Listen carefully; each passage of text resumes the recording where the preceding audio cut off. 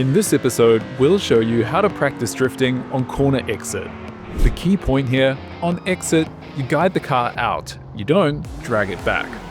The drift exit is the final phase of a drift. A correct exit should straighten the car right at the outside line while smoothly accelerating forward. The core technique here is very similar to increasing the drift radius. The difference is that this time, we're gradually reducing the drift angle until the car fully transitions out of the drift state. A safer and more stable approach is this. As you reach the exit, slightly ease off the throttle, allowing the rear wheels to stop sliding.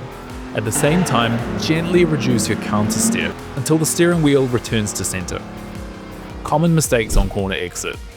Carrying too much angle before the exit, making it impossible to straighten the car. To avoid this, you need to plan your drift angle for the exit in advance. 2. Reducing the angle too early, which causes the car to stop drifting too quickly.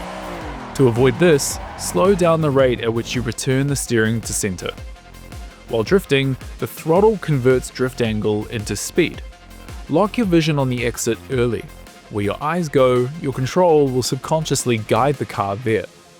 If you want to exit with style while still carrying angle, that means you want to drift to continue and link into the next section.